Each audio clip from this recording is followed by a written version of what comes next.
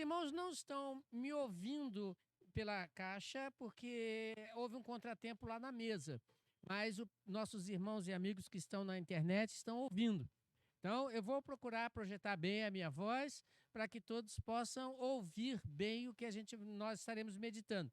Antes de lermos o texto, vamos orar, agradecer a Deus as bênçãos. A irmã Leni está aqui conosco hoje, né? Tirou o gesso, era para ficar 3 meses engessada, tirou com quase 1 mês e meio, né?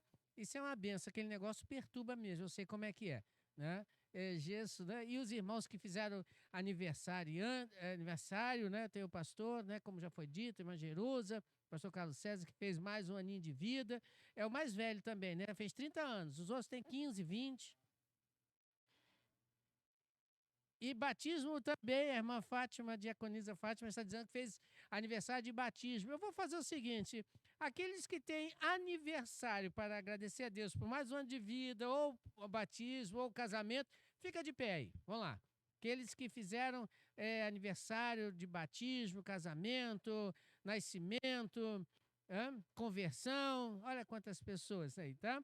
Agora, os irmãos que têm motivo para agradecer a Deus as bênçãos, fiquem de pé também.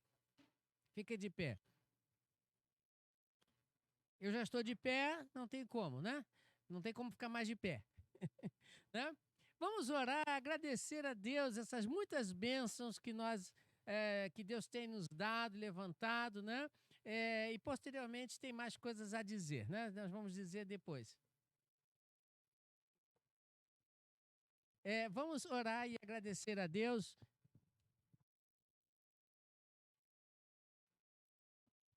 Vamos orar então, agradecendo a Deus as bênçãos que Deus tem derramado sobre nossas vidas, inclusive por estarmos aqui, né, reunidos em adoração ao nosso Deus. Vamos orar? Nosso Deus e Pai, muito obrigado, Senhor, pelas muitas bênçãos que o Senhor tem derramado sobre nossas vidas. Aniversário, batismo, conversão e outras tantas bênçãos que o Senhor tem colocado diante de nós, sem mesmo até merecermos. Queremos te agradecer esse momento que estamos aqui reunidos, apesar que está aqui no ar livre, as bênçãos que o Senhor nos concede. Muito obrigado, Senhor. Em nome de Jesus eu oro e agradeço. Amém, Senhor. Podem sentar, irmãos.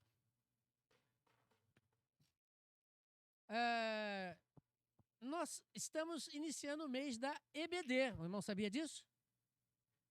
Mês da EBD, Escola Bíblica Dominical. Os irmãos sabem a origem da Escola Bíblica Dominical? Alguém aqui, porventura, sabe? Não? Ninguém sabe? A Escola Bíblica Dominical começou na Inglaterra. Para os irmãos verem, lá atrás, em 1780, professor de história serve para isso. Conhecer história e falar história. Em 1780, quando então um jornalista,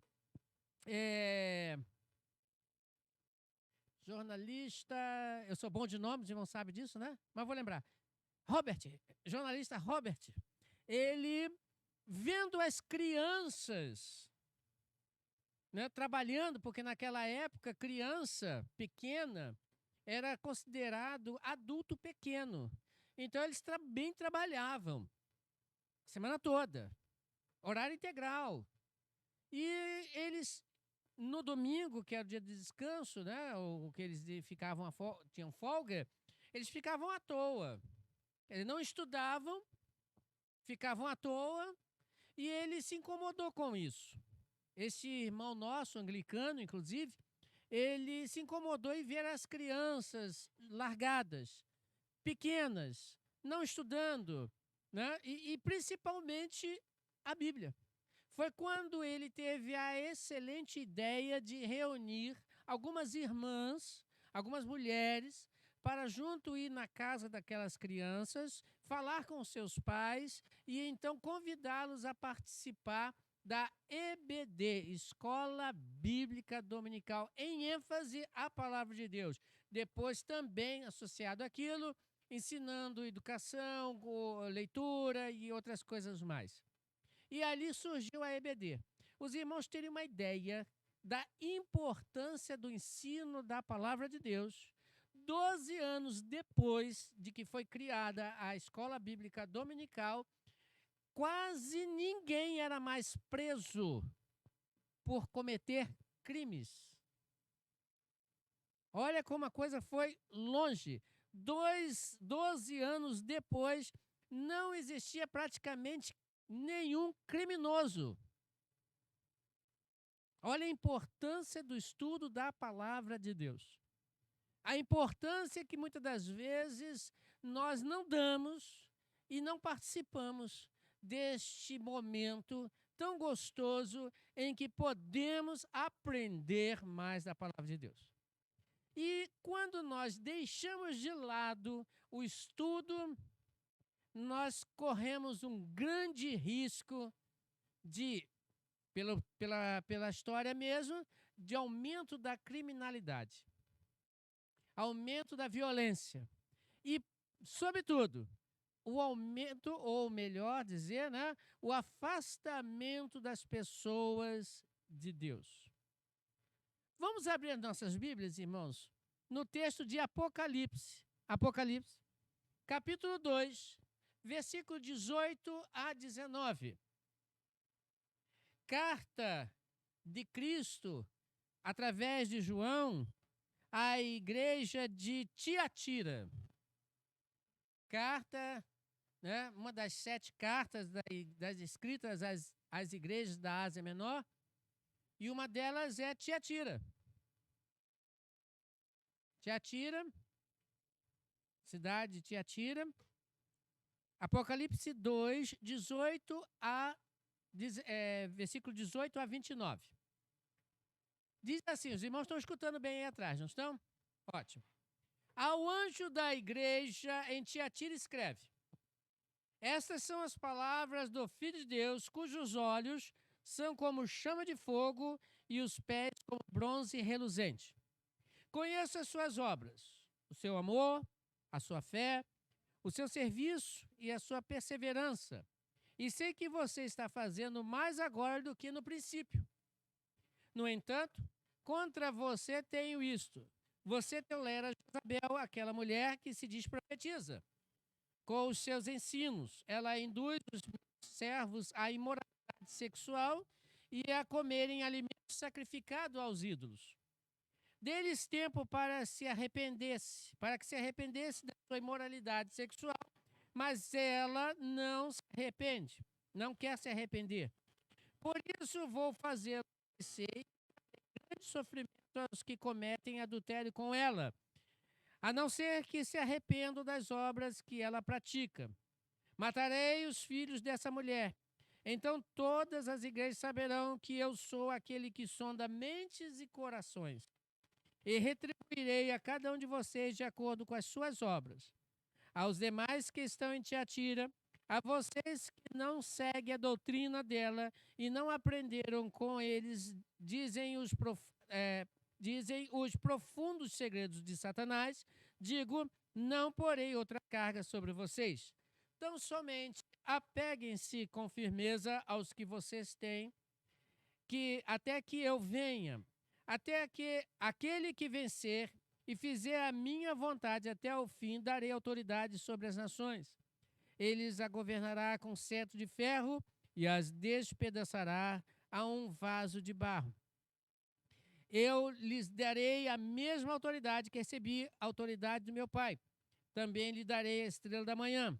Aquele que tem ouvidos, ouça o que o Espírito diz às igrejas. Para os irmãos se situarem e entenderem o seguinte: Cristo, o nosso Deus, ele aqui nesse texto, ele se apresenta de uma maneira bem peculiar. Para cada uma das cartas, para cada uma das igrejas, ele se apresenta de uma forma bem peculiar. Todas elas, depois os irmãos podem ler, todas elas fazem parte do todo que Cristo se apresenta para nós.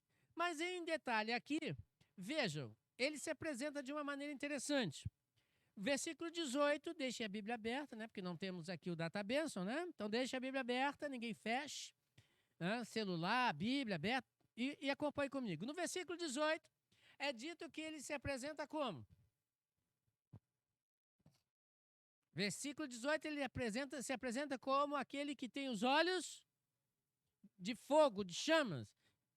Essa expressão traz para nós a ideia de que nada está oculto aos olhos de Deus. Seja o que for, nada está oculto aos olhos de Deus. Então, se você tem alguma coisa que fez ou faz ou pensa escondido de alguém, ninguém sabe, Deus sabe. Ninguém sabe, ninguém viu, ninguém ouviu, Deus sabe. Nada está oculto diante de Deus. Primeira coisa. Então ele diz para aquela igreja o seguinte: ó, vocês, prestem atenção, sei tudo, nos mínimos detalhes, sobre vocês. E a outra expressão que ele coloca é que ele tem os pés de bronze. Essa figura aqui, inclusive tirada de Daniel, dá a ideia de, olha, eu tenho poder de pisar. Eu tenho poder, né, de trazer tanto a vitória como a derrota. Eu que estava morto, agora estou vivo. Então eu tenho poder sobre todas as coisas. E debaixo dos meus pés estão todas as coisas. É isso que ele está dizendo para aquela igreja. Bom, e então ele começa. O que ele, Jesus Cristo, via naquela igreja? As coisas boas. Vejam aqui que essas coisas boas estão divididas em 4 partes. Melhor dizer, 2 partes. Veja o que ele fala aí. Que aquela igreja tinha amor. Aquela igreja era operosa. Aquela igreja tinha fé. E aquela igreja era paciente. Amor gera paciência. Eles eram pacientes. O amor tudo sofre, tudo espera, tudo tolera. Lembra desse negócio? Pois é. Então o amor daquela igreja gerava neles paciência. Sabe aquele negócio que você luta para ter com determinadas pessoas, determinadas instituições, determinada até contigo mesmo? Pois é. Eles tinham amor, paciência. Ela era operosa, porque ela trabalhava e trabalhava mesmo. Se você olhar no finalzinho do versículo 9, ela crescia. Sei que as tuas obras são mais do que as primeiras. Ela cresceu. É uma igreja que se desenvolveu. É uma igreja que não ficou parada no tempo. Ela crescia. E ela crescia baseado na fé que tinha em Deus. Então, se você, como eu, que olhamos com os olhos da carne, que não conseguimos olhar os corações, como Deus que conhece todas as coisas, olhando para uma igreja dessa, que tem amor, paciente, uma igreja que era operosa, era uma igreja que tinha fé. Quem não queria fazer parte dessa igreja? Eu acho que até eu, se tivesse naquela época lá, eu queria fazer parte dessa igreja. Olha, uma igreja que trabalha, uma igreja que ama, uma igreja que tem fé, uma igreja, entendeu? Ótimo. Beleza. Mas tinha um problema. Tinha um problema. Qual era o problema daquela igreja? Ela não tinha doutrina. Você sabe o que é doutrina, irmãos? Você sabe o que é doutrina? Resumindo, doutrina. Doutrina é um conjunto de ideias fundamentais que precisam ser aprendidas e transmitidas, e são essas ideias básicas que nos conduzem dentro de um sistema não religioso, mas um sistema bíblico. Então, quando eu aprendo doutrina, quando eu aprendo as teorias, as ideias, os ensinamentos que são fundamentais, eu então tenho uma vida coerente com o que deveria ter. A importância da escola dominical é exatamente essa. Ela vem a nos ensinar. Porque se eu não aprender, vai acontecer o que aconteceu com aquela igreja. Tolerava quem? Jezabel. que era o que para eles? Profetiza. Era uma mulher. Não sabemos, e ninguém sabe, né? Os teólogos não sabem certo quem era, se era realmente uma mulher que se chamava Jezabel, ou se era uma mulher que estava representando de modo figurado Jezabel do Velho Testamento. Tu lembra da vida da mulher de Jezabel? Lá atrás, esposa de Acabe? Pois é, Jezabel, lá atrás, ela era filha de Etbaal, rei da cidade de Sidom. Casou-se com Acabe. E trouxe junto consigo aquela mulher lá atrás, no Velho Testamento. Depois vocês podem ler lá em Reis, 1 Reis, capítulo 16. Vocês vão ver que ela traz consigo a adoração e os profetas a Baal. E ela introduz esse culto. Ela mata, inclusive, ou tenta matar os sacerdotes, os profetas de Deus. Você lembra de um indivíduo que quase que fugiu com medo dela porque se viu em apuros? Elias. Um homem que matou os profetas de Baal. Ora, o homem é forte, né? Para matar 400 homens. O camarada pegou a espada, né? Meteu a mão na espada e saiu matando os 400. De repente ele foge de quem? Uma mulher. Situação chata, né? Enfrenta 400 homens que não ficaram em fila, te garanto isso, não ficaram em fila dizendo, agora é minha vez de morrer, pode me matar. Com certeza espernearam. Mas ele sozinho matou aquele 400 homens. Olha, meu filho, 400 homens, não é 40 e nem 4.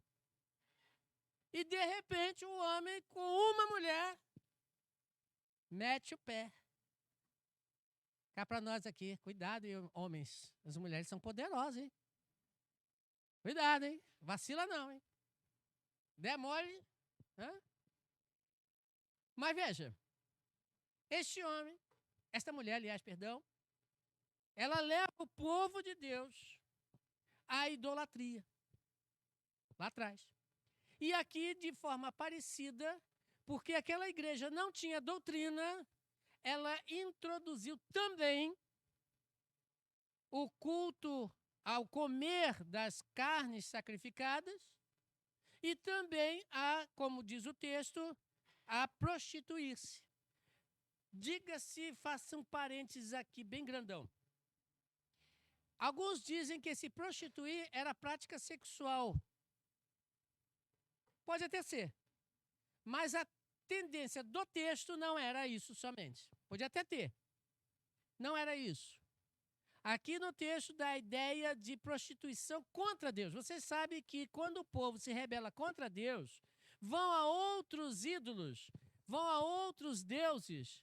A ideia é também como prostituição. Israel se prostituiu contra Deus quando foram a outros ídolos. Ele mesmo diz isso. Tem até um homem, um profeta de Deus, que casa com uma prostituta para simbolizar o povo e Deus. Você lembra dele? Oséias.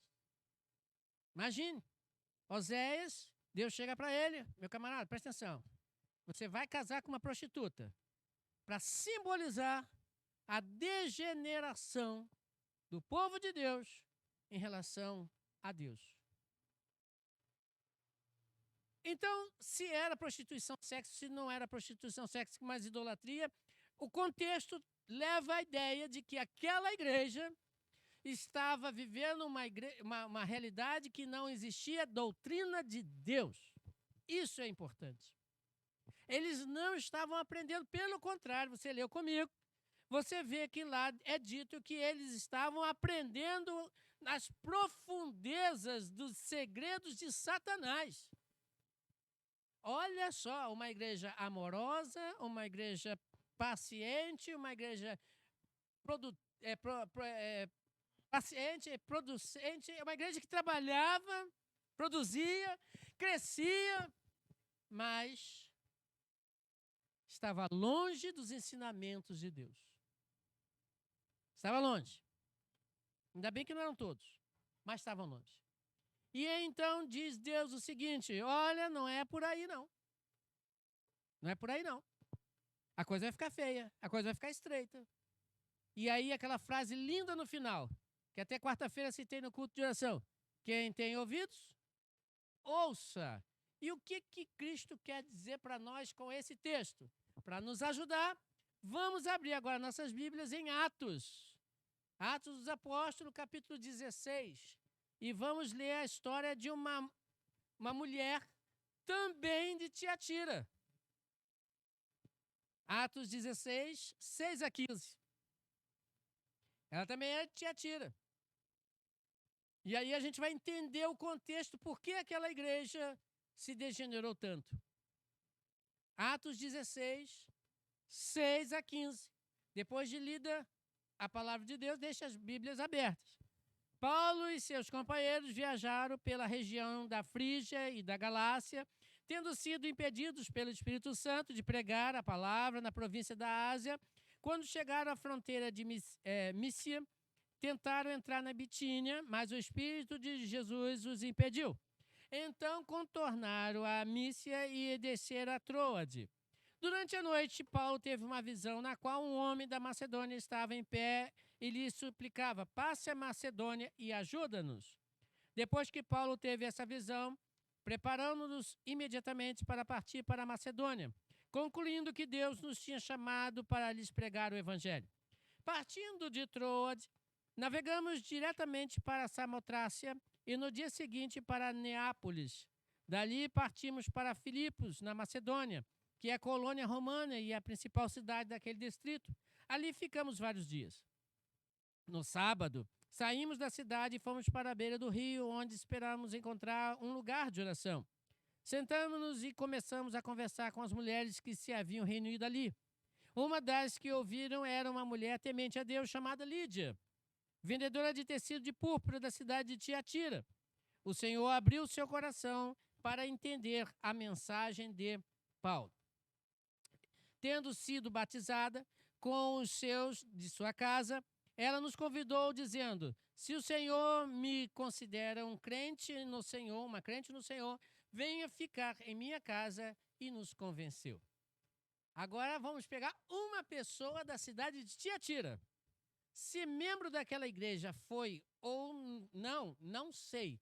Mas ela era uma mulher, segundo o texto que nós lemos, uma mulher temente a Deus. E agora, ela e a igreja de Tiatira, façamos um paralelo. Tiatira era uma cidade muito rica, abençoada. Inclusive, aquela igreja foi abençoada. Não tinha perseguição religiosa, nenhuma. Era uma cidade próspera.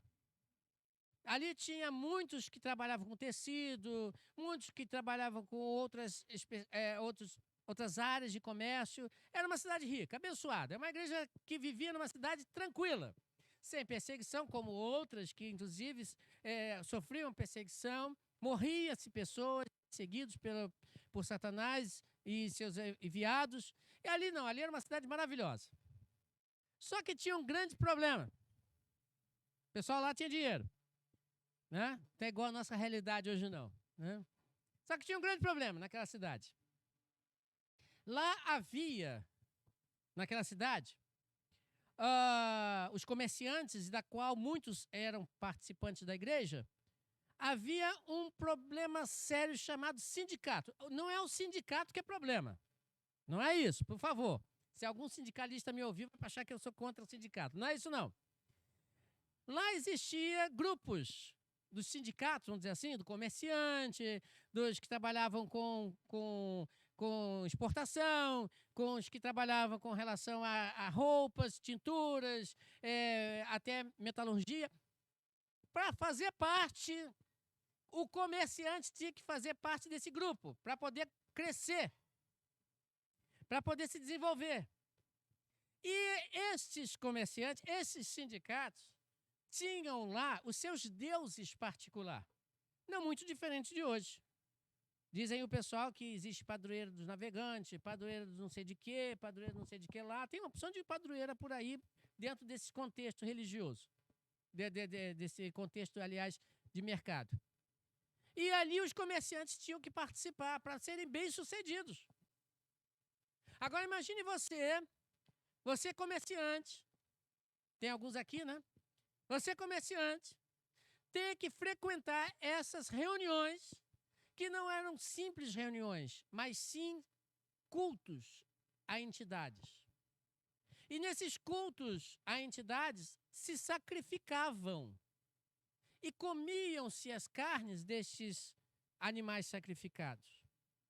E também nessas festas ocorriam também outras práticas ali naquela festa, uma verdadeira bagunça. Ora, a pergunta que aquela mulher fazia para a igreja era: o que tem isso? Você vai se prejudicar? Ora, Deus entende a sua situação. Deus compreende o seu problema. E você vai lá e, não precisa nem comer. Aliás, até Paulo fala alguma coisa sobre isso. Não tem problema nenhum, não. É tipo hoje falar assim, todo mundo sonega imposto. Tem uma caixa 2. Do tipo isso. Ninguém declara 100% do que ganha. Estamos na época da declaração do imposto de renda. Quantas pessoas tentam burlar e não fazer o que deve ser feito? O que tem? E o mundo foi entrando naquela igreja. Só que, com ela, foi diferente. Aquela mulher, quando ela se aproxima de Paulo, você percebe o coração dela. Você percebe a intenção dela. Porque o crente que se posicionasse em relação a Deus e não participasse daquilo que estava sendo comum, ele era colocado de lado. E sendo eles comerciantes, como era Lídia, perderiam vendas, seriam prejudicados, porque os irmãos sabem como funciona o negócio. Se você não está comigo, é contra mim. Se você é contra mim, então vou trabalhar para que você seja colocado de lado.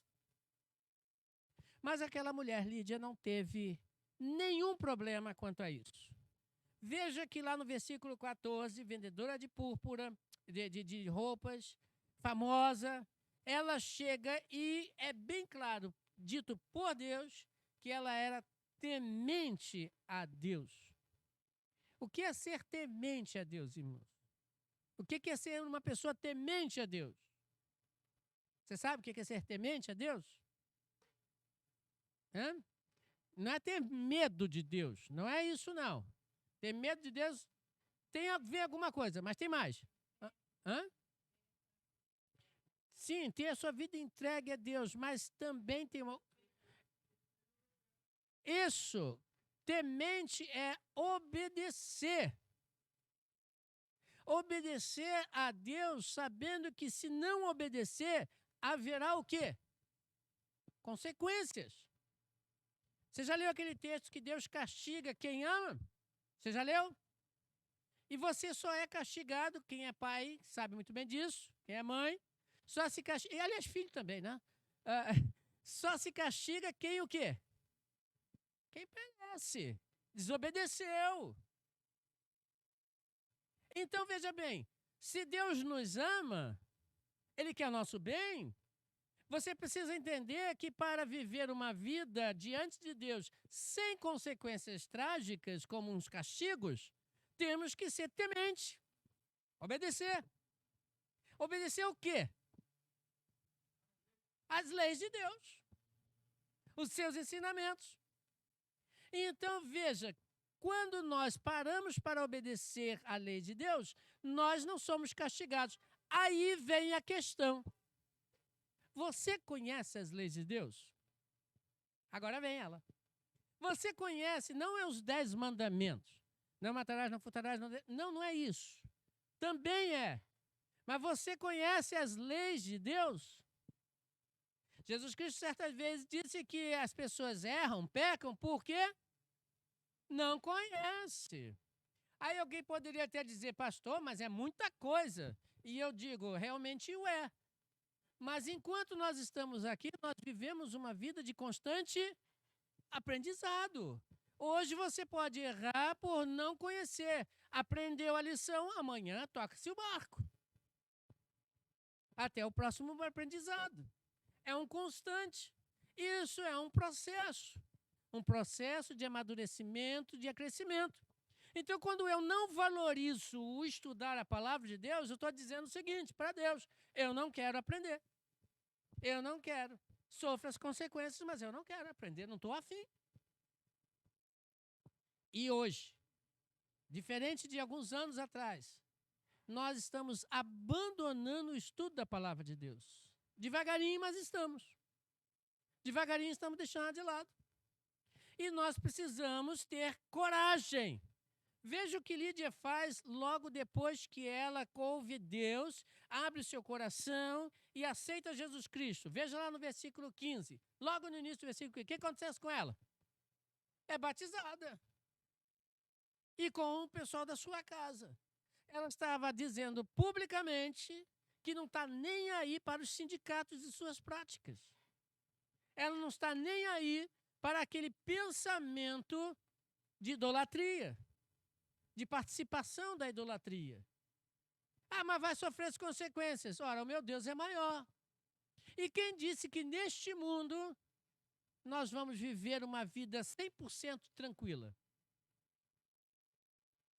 Aí você olha para o mundo e aquelas pessoas que não seguem a Cristo. Muitas das vezes você olha para essas pessoas e vê elas prosperando, crescendo. Aí vem a pergunta: por que esse pessoal prospera e eu não prospero se eu sou filho de Deus, dono do ouro e da prata? Não está errado o seu pensamento. A única coisa está o seguinte: Deus mesmo diz que esse pessoal aqui na terra já recebeu o seu galardão. Já recebeu o seu presente. Eles querem viver aqui? Então vivam. Quer receber o seu presente? Então recebe aqui. O problema está depois da... Porque o meu galardão não está para aqui. O meu galardão está para onde? É no céu. O que me interessa é viver eternamente com Ele. Mas aqueles que buscam o prazer aqui, recebem as consequências aqui. E vão viver, diga-se de passagem, muito melhor do que a gente. Só que quando eles morrerem, eles vão para um lugar em que nada do que eles conseguiram aqui vai com eles. E eles vão passar a eternidade o quê? Sofrendo, pagando. Você está a fim de pagar? Pague aqui. Aprenda. Corrija-se. Cresça. Mas como isso é possível?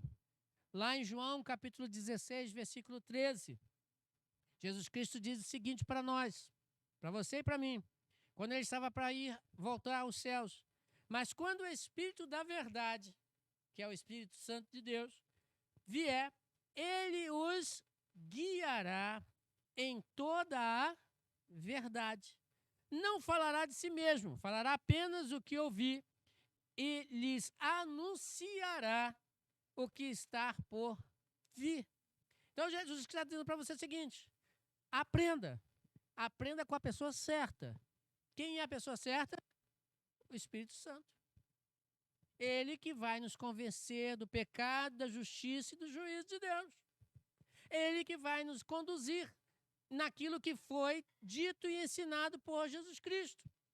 O problema é, como eu vou seguir Cristo se eu não quero ouvir o que Ele tem para dizer através da sua palavra, através do Espírito Santo de Deus? Como é que você vai crescer? As igrejas hoje estão aí cheias, muitas delas, mas cheias de pessoas que não estão querendo aprender da palavra de Deus. É o que aconteceu com Tiatira. Igreja abençoada nesse ponto. Fisicamente, aos olhos dos homens. Era uma igreja próspera, crescia. E está escrito lá, as obras deles eram maiores do que as primeiras. Cresceu. Só que estavam sem doutrina. Não queriam aprender. E doutrina, irmãos, é muito importante para nossas vidas.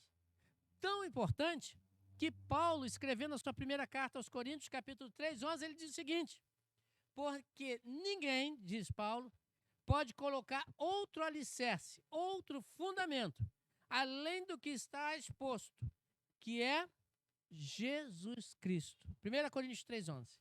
Não podemos aceitar o que as pessoas que não têm Cristo em seu coração, que são falsos profetas, estão nos ensinando. Não podemos aceitar.